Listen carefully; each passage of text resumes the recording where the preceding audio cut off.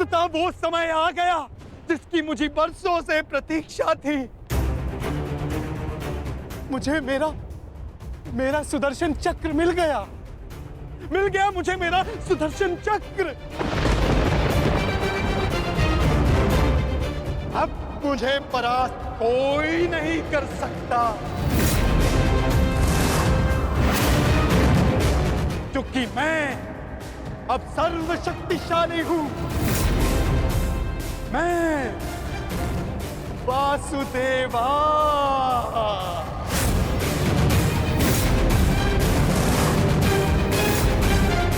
सुदर्शन चक्रधारी पौंड्रक वासुदेव।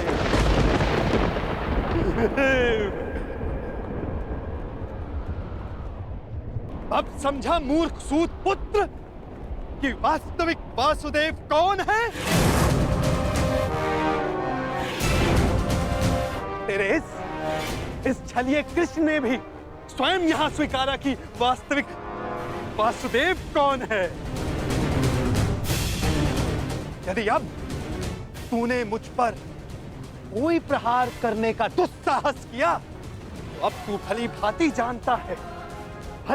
जानता है कि मुझसे बुरा और कोई नहीं होगा। क्षण भर में वध कर दूंगा तेरा।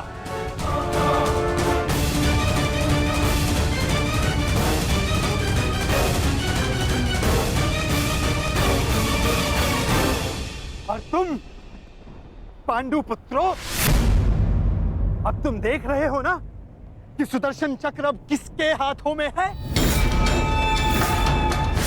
मेरे वास्तविक वासुदेव के हाथों में है ये सुदर्शन चक्र। अब तुम सब मेरी पूजा करो,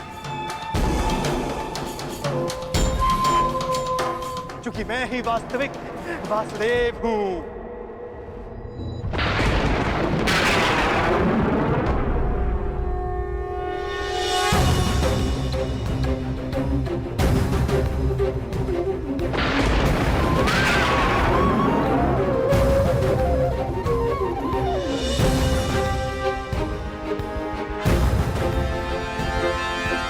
चक्र का भार क्यों बढ़ता जा रहा है?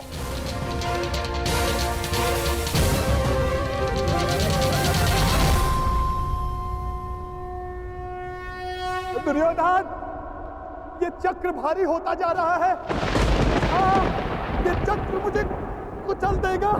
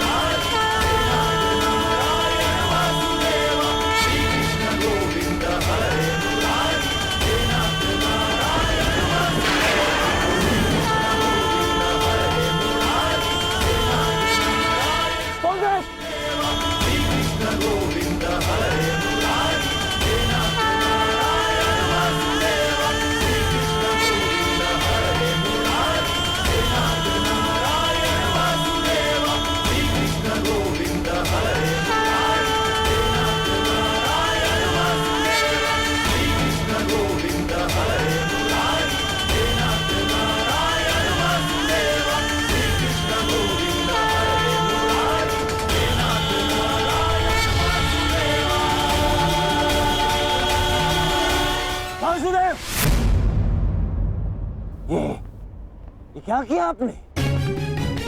वध कर दिया, छल किया, फिर से छल किया आपने।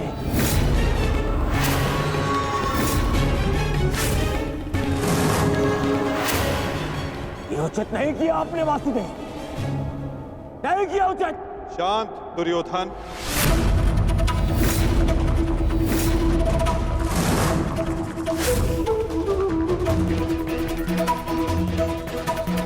इतना क्रोधित क्यों हो रहे हो गांधारी नंदन? मैंने तो तुम्हारे मित्र को वो दिया जो वो मुझसे मांग रहा था। अब वो उसका भार नहीं सह पाया, ये मेरा दोष नहीं। औंद्रक ने अपनी मृत्यु का आवाहन स्वयं किया था दुर्योधन, और इसके लिए तुम्हें आक्रोश में आने की कोई आवश्यकता नहीं। क्रोध नहीं आएगा, क्रोध आना आवश्यक है। तुम्हें देखकर पांडवों को देखकर, तुम्हारा छल देखकर।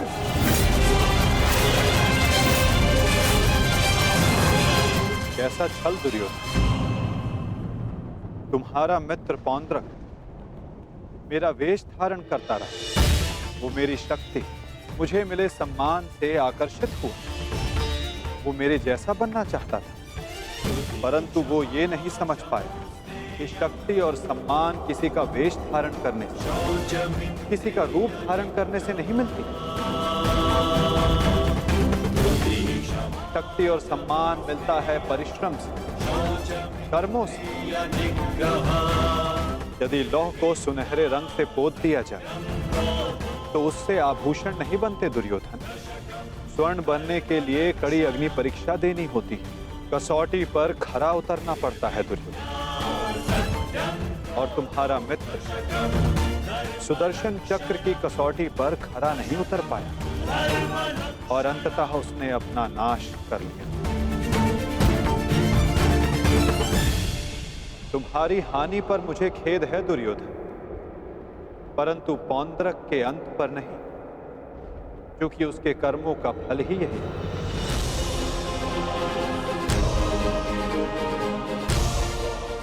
अब आज्ञा दे युवराज।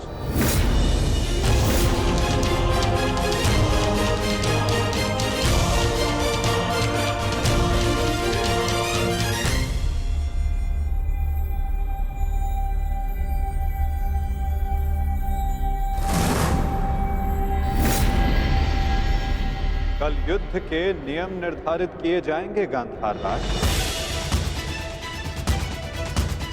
जब युद्ध क्रीड़ा में नियम निर्धारित किए जा रहे थे तब वहां मैं उपस्थित नहीं था, परंतु इस बार उत्सुक हूं ये जानने के लिए कि इस युद्ध में अपनी विजय के लिए आप क्या नियम बनाएंगे गांधार राज।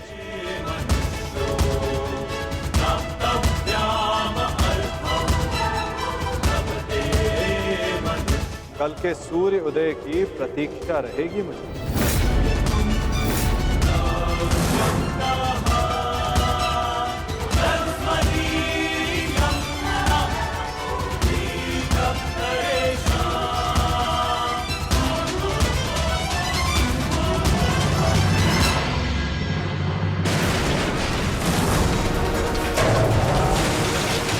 क्या हो गया? ये क्या कर रहे हो तुम? हाँ, देखो दुर्योधन, देखो। नहीं दुर्योधन। मैं उस वासुदेव को नहीं छोड़ूंगा।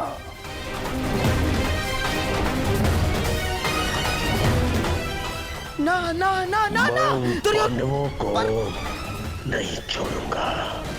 ये क्या कर रहे हो? क्या कर रहे हो तुम दुर्योधन? ईश्वर के लिए शांत हो जाओ। देखो कुछ नहीं होगा, मैं बता रहा हूँ, विश्वास रखो मुझ पर। आप शांत हो जाइए, अन्यथा मैं आपको शांत कर दूंगा। नहीं, देखो दुर्योधन। हाँ, शांत हो जाओ दुर्योधन। देखो तनिक सोचो, पौंड्रक के जाने से हमें कोई हानि नहीं पहुंची है दुर्योधन। इस संसार में हर कोई अपना एक प्रयोजन लेकर आता है और पौंड्रक ने भी यही किया। पौंड्रक का केवल एक ही प्रयोजन था कि वो मद्रराज शल्य को भ्रमित कर दे, और पौंड्रक ने अपने जीवन का प्रयोजन सिद्ध कर दिया है दुर्योधन।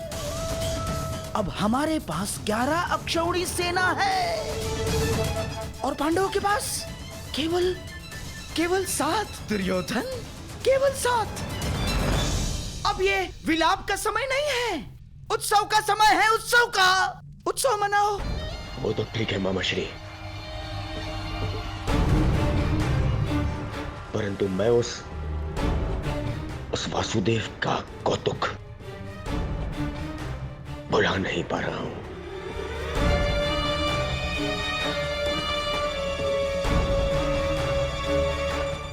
हाँ, देखो सब ठीक हो जाएगा दुर्योधन। हाँ, तुम बैठो। अब ये सब कुछ छोड़ो ना दुर्योधन। देखो, युद्ध में वो कृष्ण छलिया कुछ नहीं कर पाएगा। पूछो क्यों? तो निहत्था है वो। अब इस समय हमारा पक्ष सबल है, हमारा पक्ष, और पासा हमारे हाथ में है दुर्योधन, हमारे हाथ में। कैसा पासा? अब देखो, कल युद्ध के नियम निर्धारित किए जाएंगे।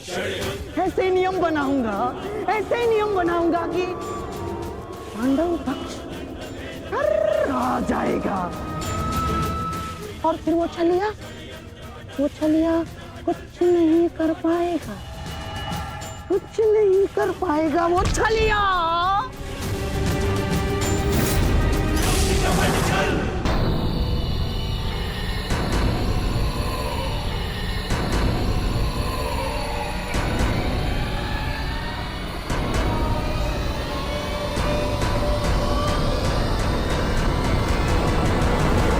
तो सभा में उपस्थित सभी महायोद्धाओं को शकुनी का प्रणिपात स्वीकार हो। जैसे कि हम सब जानते हैं कि हम सभी एक महायुद्ध में भाग लेने जा रहे हैं, परंतु बड़े खेद के साथ एक बात सूचित करना चाहूंगा इस सभा में। जैसे कि हम अर्थात कौरवों पर हमेशा से, सदा से लांछन लगते आ रहे हैं, आरोप लगते आ रहे हैं कि हम छल करते हैं, हम कुचक्र करते हैं, हम षड्यंत्र रचते हैं, है ना वासुदेव? चाहे वो युद्ध हो या द्यूत। इसीलिए आपके मन से वो भ्रम निकालने के लिए इस खुली सभा का आवाहन किया गया है। तो वासुदेव, क्या आपकी अनुमति है? एक चतुर गुरु जब गुरुकुल से कुछ समय के लिए बाहर जाए तो वो आश्रम के सबसे योग्य शिष्य को उसका उत्तरदायित्व कभी नहीं देता। वो आश्रम के सबसे नटखट शिष्य को ही इसका उत्तरदायित्व सौंपता है। क्योंकि जब बिलाव को माखन की रखवाली के लिए स्वयं बिठा दिया जाए तो किसका साहस कि वो माखन चुरा सके। अर्थात आपको भी अनुमति अवश्य है गांधार राज।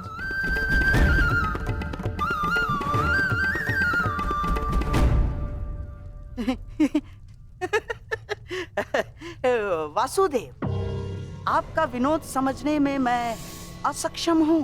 मेरे कहने का आशय मात्र केवल इतना है गांधार राज कि मैं आपके वचनों से सहमत हूं।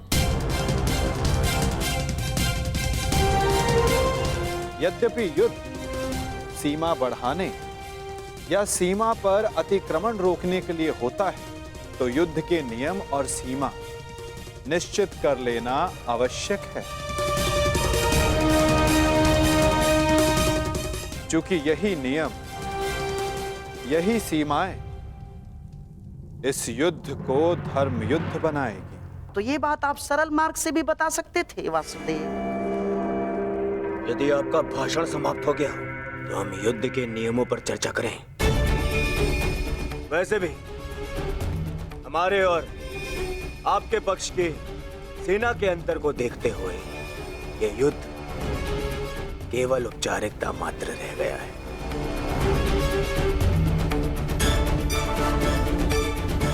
नियम बने या ना बने, हमारी विजय निश्चित है।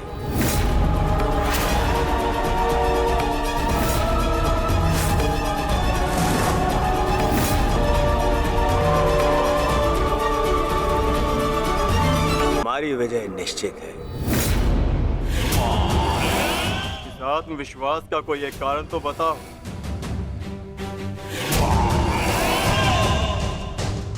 खाता दुर्योधन, एक नहीं, दो नहीं, तीन कारण बताता हूं। जो समझ आए चुन लेना।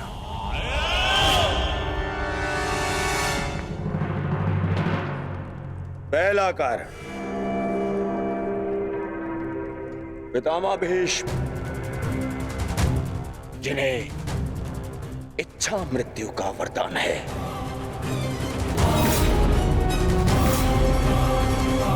दूसरा कारण,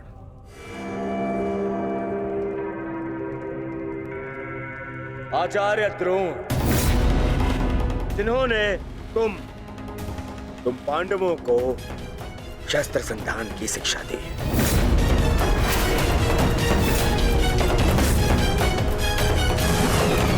क्या इनके धनुष को काट सकने का समर्थ है तुम में से किसी के पास भी? इनका समर्थन भी मेरे पास में। तीसरा कारण,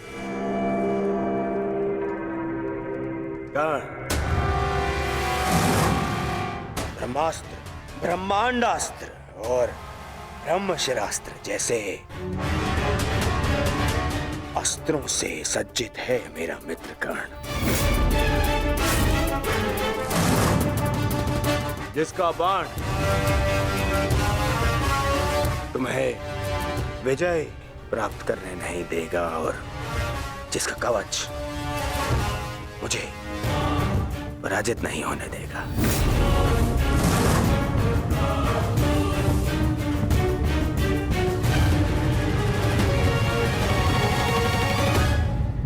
इसके अतिरिक्त मोहम्मद शकुनी, जिनकी कूटनीति का तोड़ तुम में से किसी के पास नहीं है। हाँ मोहम्मद श्री,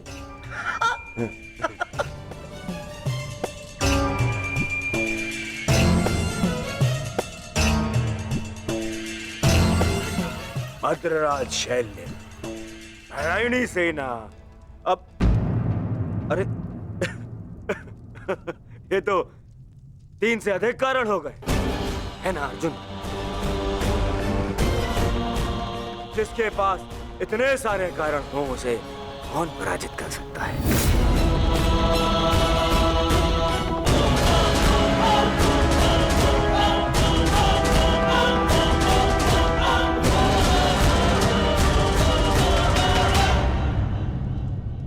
विजय और पराजय का निर्णय तो युद्ध के अंतिम दिन होगा हस्तिनापुर युवराज।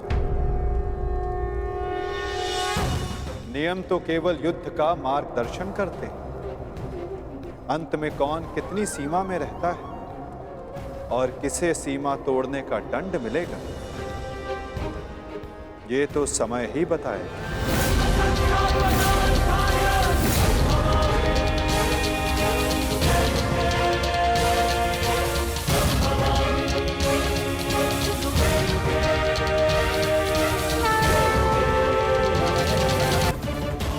मैंने जो कारण गिनवाए, क्या उसका उत्तर किसी के पास है? अर्जुन, भीम, युधिष्ठिर, किसी के पास उत्तर नहीं है। उत्तर मेरे पास है दुर्योधन।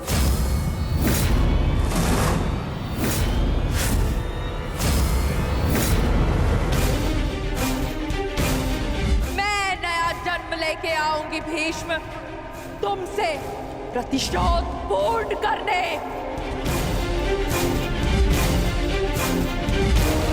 देवी अंबा, प्रतीत होता है गांधारी नंदन युद्ध को भी युद्ध समझ बैठे हैं। युद्ध के पासे भले ही किसी एक के संकेत पे पड़ते हो, परंतु युद्ध के पासे कभी भी पलट सकते हैं। उत्तम विचार द्रुपद नंदिनी, परंतु एक बात समझ में नहीं आई। आप यहाँ क्या कर रही हैं? यहाँ युद्ध के नियम बन रहे हैं, आभूषण नहीं। मेरे आभूषण मेरे अस्त्र है गांधार नरेश। रहा आपके प्रश्नों का उत्तर कुमार दुर्योधन, तो मैं आपको बता दूं कि पांडव पक्ष में आपके हर योद्धा की काट है। तुम्हारे कवच कुंडलधारी मित्र कर्ण का उत्तर है द्रोण शिष्य पशुपतास्त्र धारी कौन्तेय अर्जुन।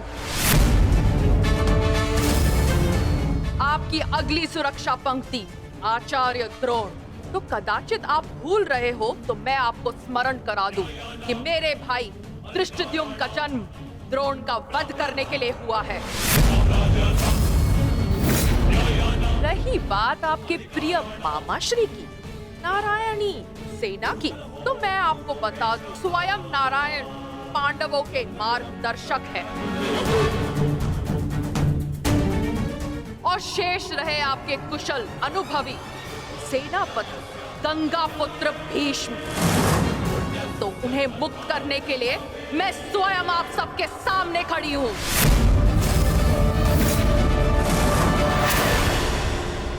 महाबली भीष्म को संसार भीषण से भीषण अपनी प्रतिज्ञा से जानते हैं, तो उन्हें यह प्रतिज्ञा भी निभानी होगी कि वो मेरे सामने शस्त्र नहीं उठाएंगे।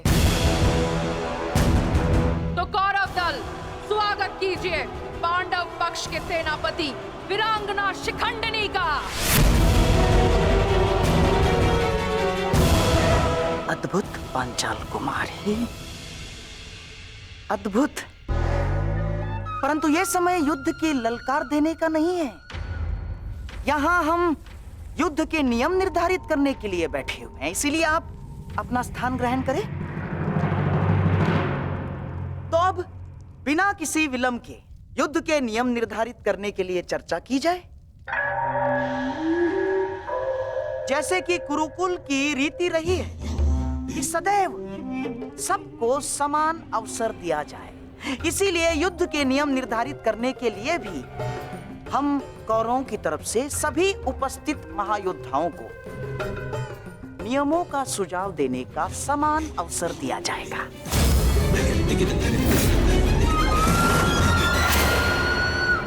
और हाँ, मैं ये जानता हूं कि पांडव पक्ष मामा श्री शकुनी का मुख अधिक समय तक नहीं देख सकते, इसीलिए मैं अपना सुझाव आरंभ में ही दे देता हूं। समस्त आर्यव्रत में युद्ध चाहे जितने भी दिन चले, परंतु आरंभ सूर्योदय से होता है और सूर्यास्त होते ही युद्ध भी थम जाता है। परंतु इस बार नियम में एक छोटा सा परिवर्तन होगा। सूर्यास्त के पश्चात भी युद्ध पर विराम नहीं लगेगा,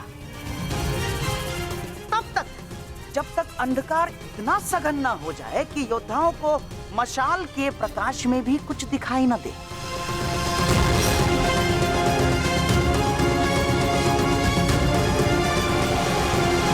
स्वीकार है, परंतु स्मरण रहे मामाश्री, यह नियम सब पर प्रभावी होगा। जब तक अंधकार में मैं देखने में असक्षम ना हो जाऊं, मैं प्रहार करता रहूंगा। और स्मरण तो आपको है ही कि अंधकार में भी अर्जुन अपने लक्ष्य से कभी नहीं चूकता। मेरा भी एक सुझाव है। युद्ध में घायल या लड़ने में असमर्थ या निरस्त्र हुए योद्धा पर विपक्षी प्रहार नहीं करेगा। अति उत्तम मित्र, हमें स्वीकार है। अद्भुत अंगराज, आपका न्याय दर्शन तो सराहनीय है। हमें आपका यह नियम स्वीकार है। समान पद वाले योद्धा समान पद के योद्धाओं से द्वंद्व करेंगे।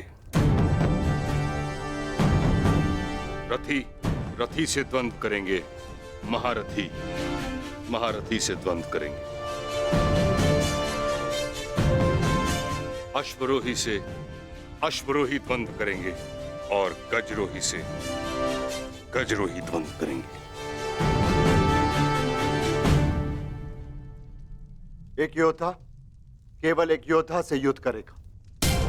गुट बनाकर कोई भी किसी एक पर आक्रमण नहीं करेगा, किसी के पीठ पीछे कोई प्रहार नहीं करेगा।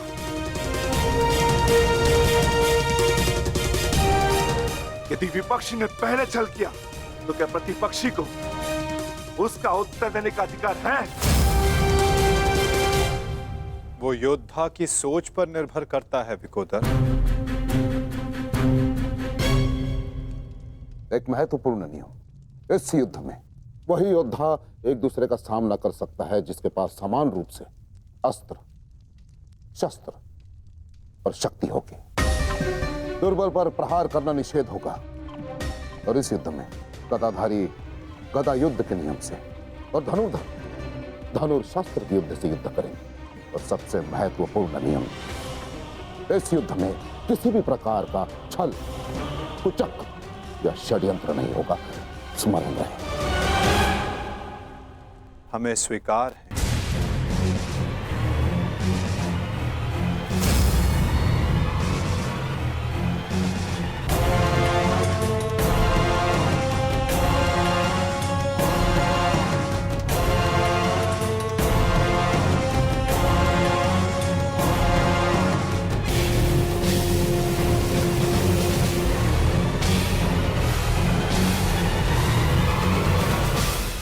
युद्ध के सारे नियम निर्धारित हो चुके हैं, परंतु अभी भी पांडव पक्ष से मुझे एक छोटी सी समस्या है। नियम निर्धारित हो चुके हैं, परंतु अभी भी पांडव पक्ष से मुझे एक छोटी सी समस्या है। कैसी समस्या गंधार राज? धर्मराज, ना अर्थात ये युद्ध समान पद, बल, शक्ति और हम पुरुषों के मध्य हो रहा है, तो आपके दल में एक स्त्री क्या कर रही है?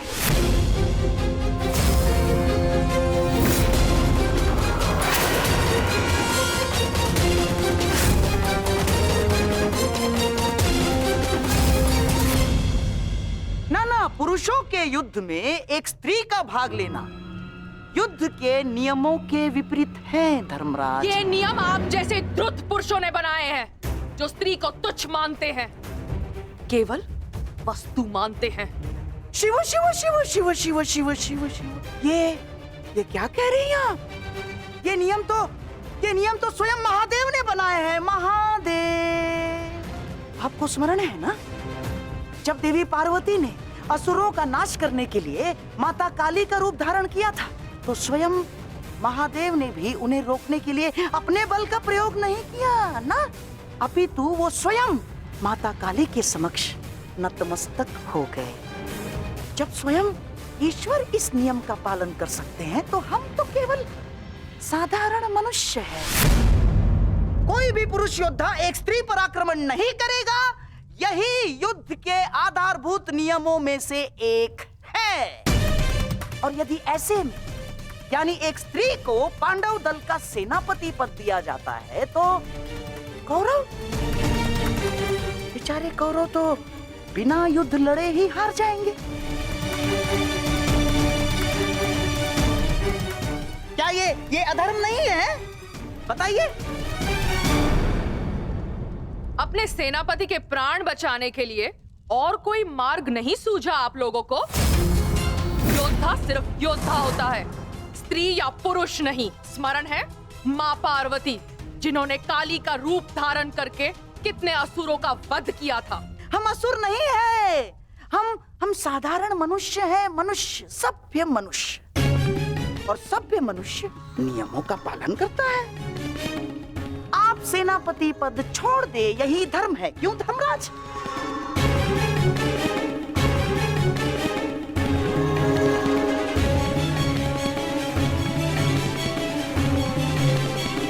हाँ, तो सबके समक्ष युद्ध के सभी नियम निर्धारित हो चुके हैं। हाँ, परंतु अभी भी किसी के मन में शंका कुशंका हो तो यहाँ अपने विचार प्रकट कर सकते हैं।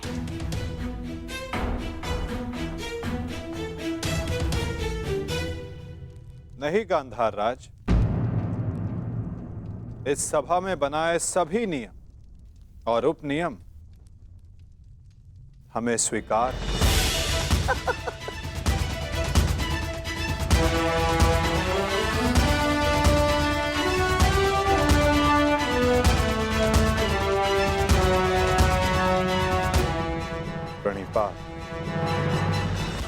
बात।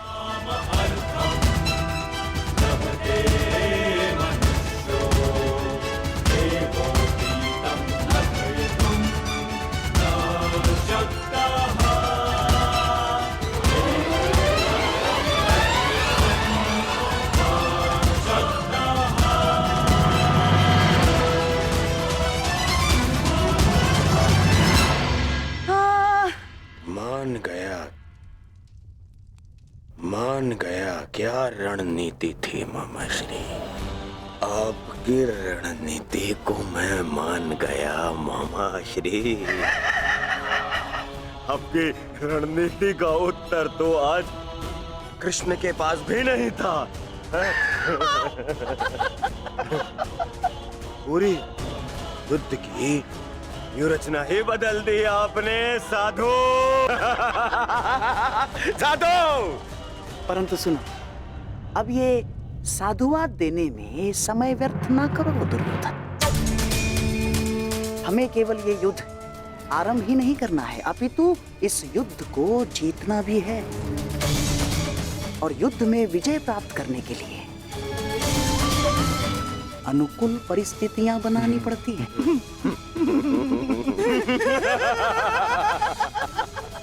बहुत चतुर बन रहे थे ये पांडव, बहुत चतुर। परंतु अब इन्हें ज्ञात हो गया होगा कि इनकी हार निश्चित है। हमने जो चाहा वही हुआ है दुर्योधन।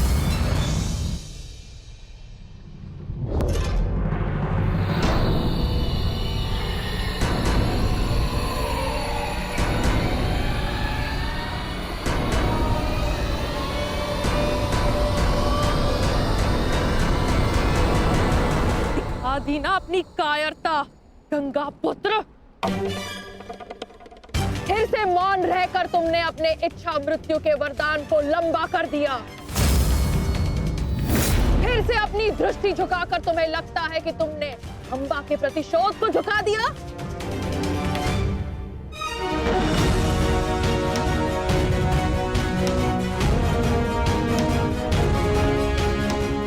आज सिद्ध कर दिया तुमने कि जब अपने प्राणों का प्रश्न आएगा तो गंगा का बेटा भी अधर्म का मार्ग चुन सकता है। ये आशा तो माँ गंगा को भी आपसे ना होगी। ना मैंने नियम बनाए हैं, ना मैं कायर हूं और ना ही अधर्म के मार्ग पर। मैंने तुम्हें वचन दिया था अंबा देवी कि जिस समय मेरे जीवन का कोई उद्देश्य शेष नहीं रहेगा, मैं तुम्हें वो शक्ति प्रदान करूंगा कि तुम मेरे इस जीवन का अंत कर सको। अब वो समय आ गया है। तुम्हें कदाचित विश्वास न हो, परंतु मुझे आशा है कि कुरुक्षेत्र में तुम मुझे मेरे भार से मुक्ति दिला दो। वरदान से मुक्ति जो मेरे लिए श्राप बन गया, उस मौन से मुक्ति जो पाप बन गया है भीष्म। मेरे अंदर कोई आशाएं शेष नहीं। यदि शेष है तो केवल इस युद्ध का शाप। आपको इतना व्यथित देखकर बड़ी शांति मिली गंगा पुत्र। कदाचित आपको अब अनुभव हो गया है कि कैसा प्रतीत होता है जब मनुष्य के जीवन में कोई आशा, कोई उत्साह न रहे। स्मरण है भीष्म, यही मेरे जीवन के साथ किया आपने। एक वचन के लिए मेरा पूरा जीवन भस्म कर दिया। परंतु एक बात स्मरण रखना, इतनी सरलता से मैं अपने शत्रु को मुक्त नहीं होने दूंगी। मेरी प्रतीक्षा करोगे तुम गंगा पुत्र कि मैं कब तुम्हें मुक्त करूं। हर पल एक जन्म के समान होगा और प्रतीक्षा का आरंभ होता है अब।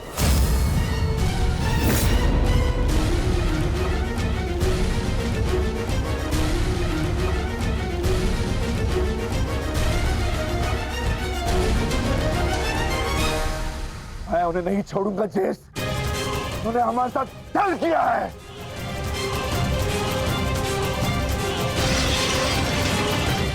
दादा भीम, शांत हो जाइए। ठहरो भीम, ये मेरा आदेश है।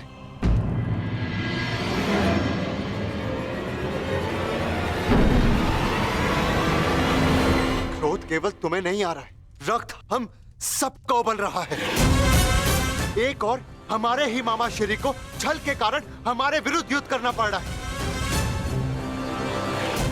और दूसरी ओर बड़ी ही चतुरता से उन्होंने शिखंडिनी को युद्ध से दूर कर दिया। यह समय क्रोध का नहीं, कर्म का है। इस समय कौरव सेना के पास 11 क्षणी सेना है और हमारे पास केवल 7। इस समय हमें हमारी शक्ति को एकत्रित करना होगा।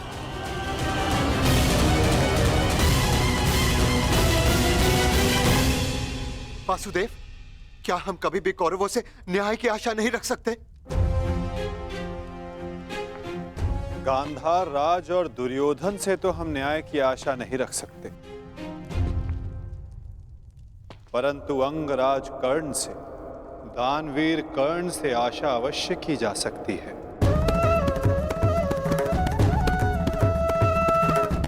कि वो युद्ध में न्याय का पालन करेंगे, अपने वचन दान का मान रखेंगे। हम सब ने देखा कि अंगराज ने कौरवों के पक्ष में होते हुए युद्ध के लिए कैसे न्याय संगत नियम बनाए। परंतु वासुदेव, वो दुर्योधन के विरुद्ध कभी नहीं जाएगा, और उस दुर्योधन से मुझे न्याय की कोई आशा नहीं। कायरों की भांति हमारी सैन्य शक्ति को छिन्न भिन्न करने लगा है। ज्येष्ठ, बहुत हो गई सभा, बहुत बन कर नियम, अब बस। अब समय आ गया है उस दुर्योधन को उचित उत्तर देने का। ठहरो भीम,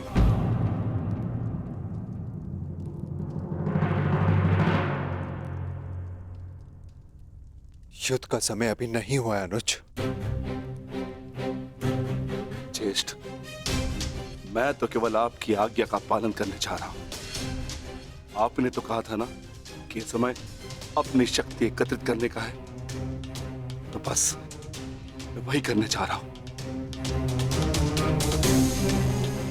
मैं अपने पूरे परिवार को इस महायुद्ध में सम्मिलित करने जा रहा हूं। मैं अपने पुत्र महाकाय घटोत्कच और उसके साथी राक्षसों, वीरों को अपनी सेना में सम्मिलित करने जा रहा हूं।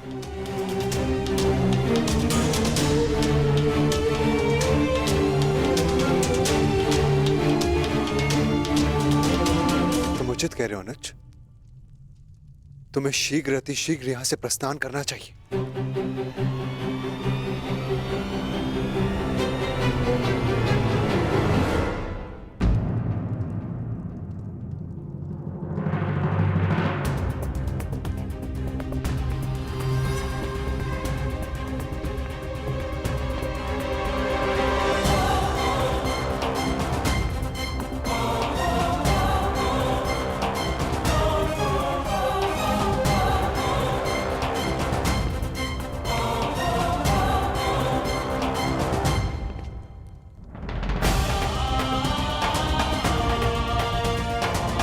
मुझे आज्ञा दीजिए ज्येष्ठ, मैं प्रस्थान कर रहा हूं।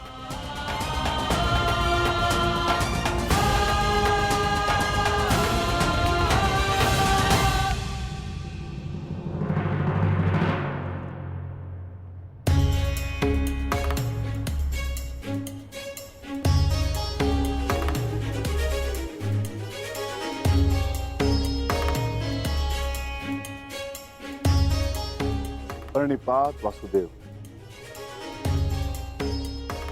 मैं अपने पुत्र को लेने जा रहा हूं, आशीष दीजिए।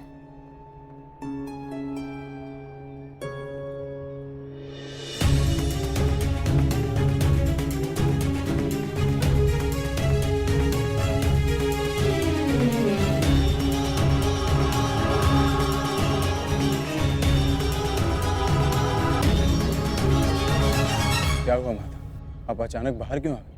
और आप इतने विचलित क्यों? मैं विचलित नहीं हूं पार्थ, बस तनिक अशांत हूं। अशांत? मैं समझा नहीं माता।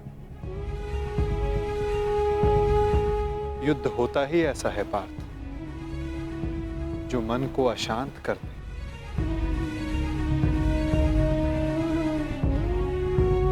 समय एक बहती धारा के समान होता है पार्थ। धारा का स्वर हमारे मन को आनंदित करता है, परंतु ये आवश्यक नहीं कि उस धारा का स्वर सदैव हमारे मन को आनंदित ही करे, उसे विचलित ना करे। फिर ये विचलन क्यों माता?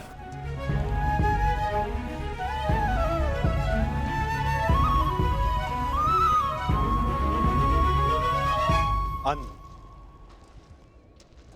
सागर में जब तरंग उठती है तो वो उत्साह से भरी होती है पार्थ, और जब वही तरंग गिरकर अपना अस्तित्व खो बैठती है तब मन विचलित हो जाता है कि कदाचित वो तरंग और ऊंचा जा सकती थी, कदाचित उसका प्रारब्ध कुछ और हो सकता था। परंतु तरंग का प्रारब्ध ही उठना और गिर जाना है माता, है ना? तो फिर इसमें अशांत और विचलित होने की क्या बात है? तुमने सही कहा पार्थ, मुझे विचलित नहीं होना चाहिए, परंतु तुम बताओ कि तुम्हारा मन इतना अशांत क्यों है, इतना विचलित क्यों है? ऐसा कौन सा भाव है जो तुम्हें कष्ट दे रहा है? बोलो पार्थ। दानवीर कर्ण से आशा अवश्य की जा सकती है कि वो युद्ध में नियमों का पालन अवश्य करेंगे।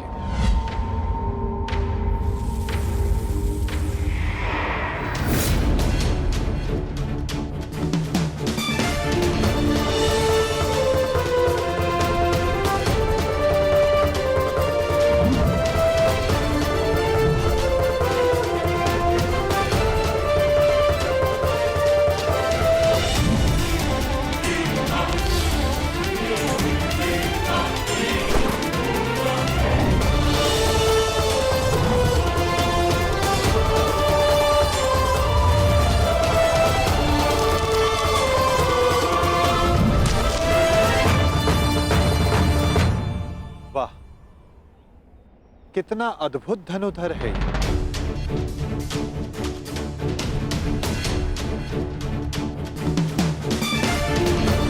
वासुदेव आप? प्रणिपात। ये मेरा सौभाग्य है कि मैं आपसे टकराया।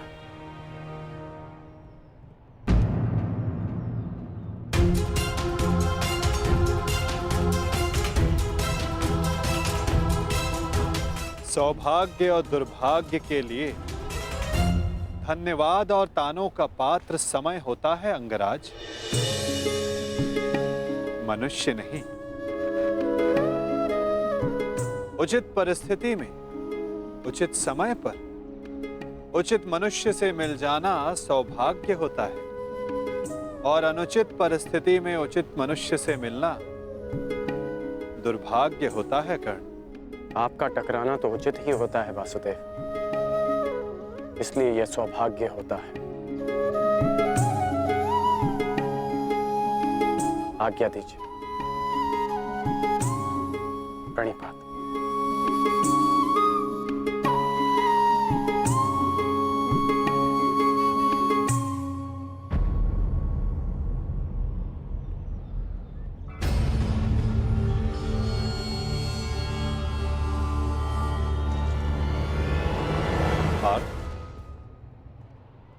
इसके शब्दों की भांति इसके बाण भी कितने अमोघ हैं ना। शब्दों का तो ज्ञात नहीं, परंतु लक्ष्य भेद करने के लिए मेरे बाण कर्ण से अधिक शक्तिशाली और तीव्र हैं माता, और ये बात आप भली भांति जानते हैं। आज किसी के शब्दों में धार दिखाई दे रही है पार्थ।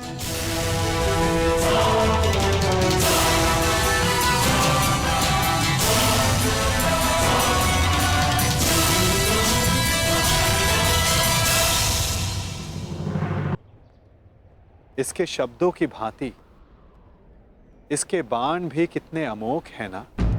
शब्दों का तो ज्ञात नहीं, परंतु लक्ष्य भेद करने के लिए मेरे बाण कर्ण से अधिक शक्तिशाली और तीव्र हैं माधव।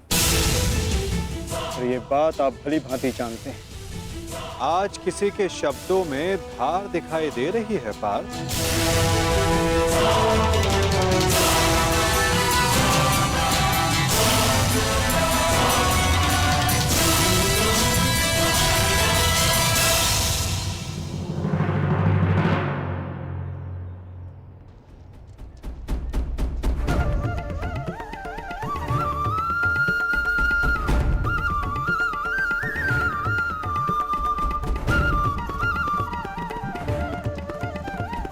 अब बता भी दो अपने सखा को, ऐसी कौन सी बात है जो प्रतिपल तुम्हें और अधिक अशांत किए जा रही है पार्थ? आप तो ऐसे कह रहे हैं माधव, जैसे कि आप तो कुछ जानते ही नहीं। कैसे जानूंगा? मैं कोई अंतर्यामी थोड़ी ना हूं। वाह माधव, जो संसार में कोई नहीं देख सकता उसे आप देख लेते हैं। जो सबके समक्ष है उससे अनजान होने का अभिनय करते हैं। आप भली भांति जानते हैं इस बात को कि मैं इतना व्यग्र क्यों हूं। क्यों आपके विचारों पर, आपके समय पर उसका अधिकार है। क्यों माधव, क्यों?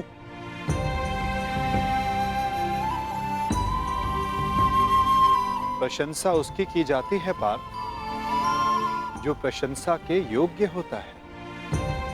महत्व उसे दिया जाता है जो महान होता है। और समय उसे दिया जाता है जो स्वयं समय को परिवर्तित करने की शक्ति रखता हो। और मैं क्या, कर्ण की कुशलता और लगन को देखकर उस पर कोई भी मोहित हो सकता है। ऐसा कोई नहीं जो कर्ण की कुशलता को अनदेखा कर सके। केवल उनके जो उसके प्रति ईर्ष्या रखते हैं। बस बस माधव, रुक जाइए।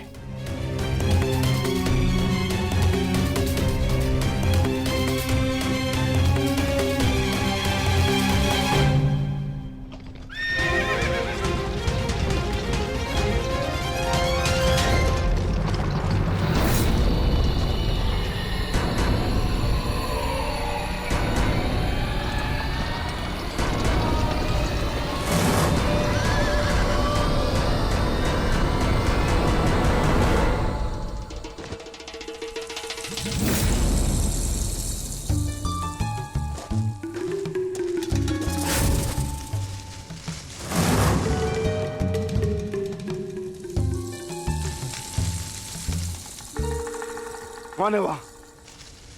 कौन है जो मेरा पीछा कर रहा है? यदि साहस है तो सामने आ।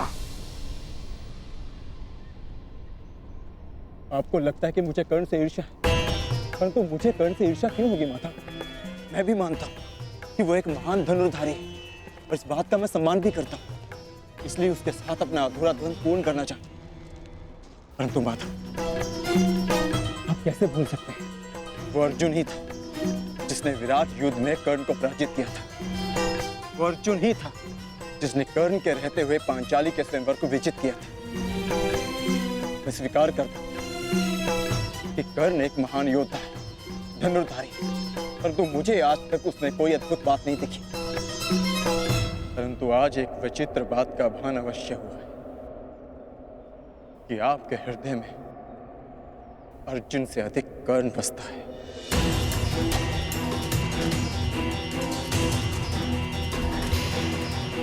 पार्थ, विराट युद्धगाह में तुमने नहीं, सूर्यास्त ने उसे परास्त किया था।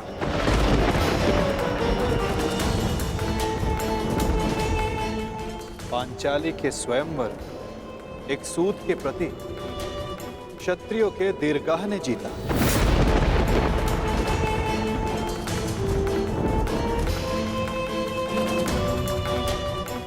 और रही बात मेरे मन में सम्मान की, तो पार्थ, मेरे मन में, मेरे हृदय में जितना सम्मान तुम्हारा है, उतना ही सम्मान अंगराज कर्ण का है पार्थ।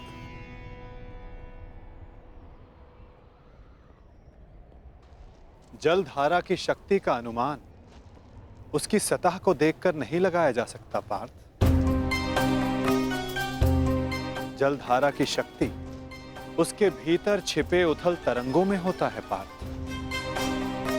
जिसका अनुमान समय आने पर सबको हो जाता है। सत्य सदैव वो नहीं होता पार्थ जो सबको दिखाई देता है। सत्य वो भी होता है जो हमारी दृष्टि देख नहीं सकती।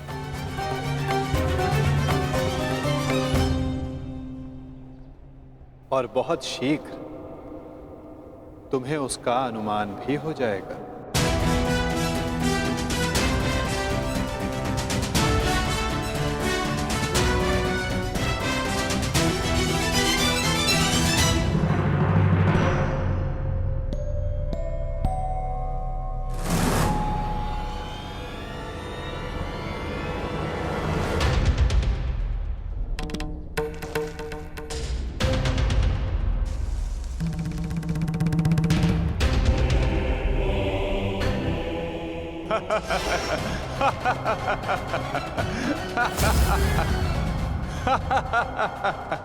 कौन हो तुम?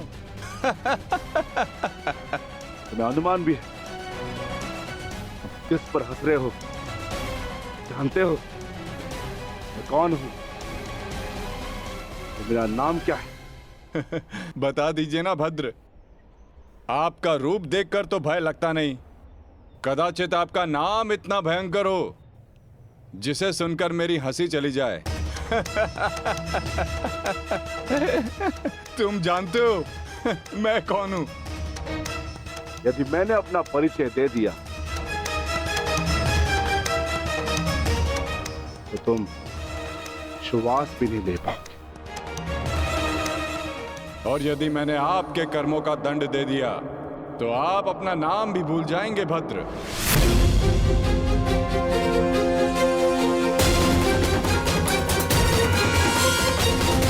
तो आप अपना नाम भी भूल जाएंगे भद्र। जिस भांति आप पौधों और वनस्पति को अपने पांव तले कुचलते चले जा रहे हैं, स्पष्ट है कि निसर्ग के प्रति आपको कोई सम्मान नहीं है। वन से ऐसा व्यवहार केवल दो ही जंतु कर सकते हैं, एक जो मूर्ख हो और दूसरा कोई वानर हो।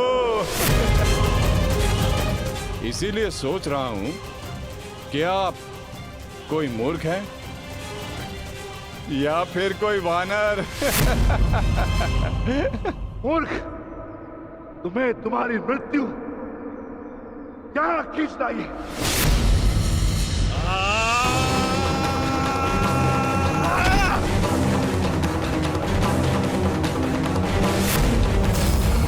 बड़ा चतुर बनता है।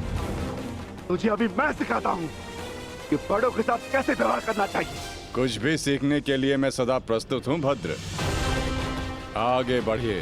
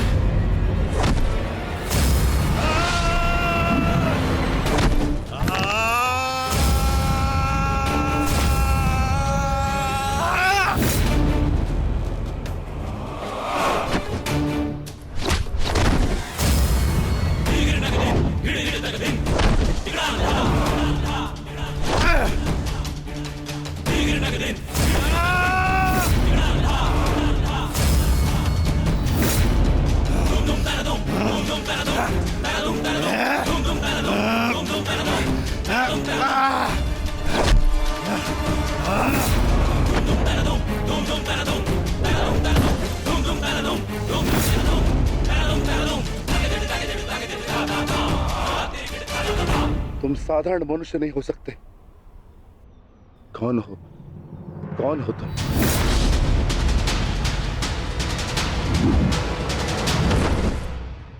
कहा था ना, अपना परिचय देना भूल जाओगे। अब सुनो मेरा परिचय। मैं हूं बर्बरीक, घटोत्कच पुत्र बर्बरीक।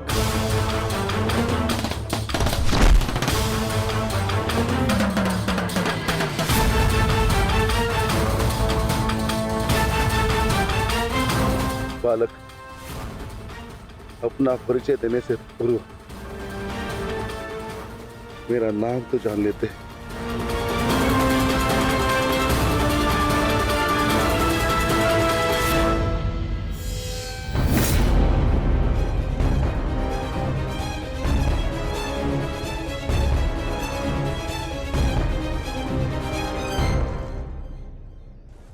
क्षमा चाहता हूं माता, परंतु एक बात जानना चाहता हूं।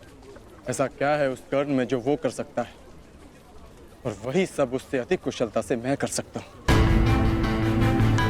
अवश्य पार्थ, अवश्य तुम कर सकते हो, परंतु कर सकने में और कर लेने में बड़ा अंतर होता है पार्थ। अर्थात?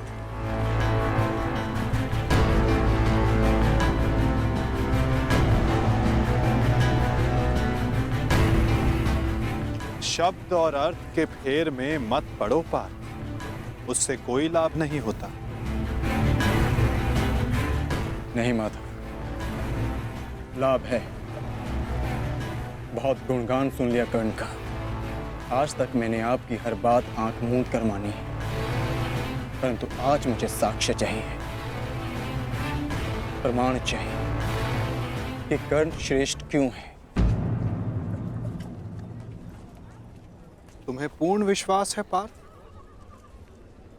कि तुम प्रमाण पाना चाहते हो? हाँ माता।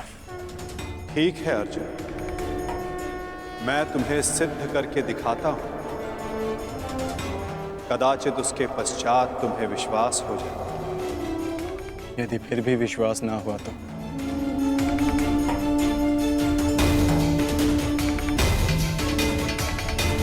मैं वचन देता हूं पार्थ, कर्ण की प्रशंसा तो दूर, तुम्हारे समक्ष उसका नाम तक नहीं लूंगा।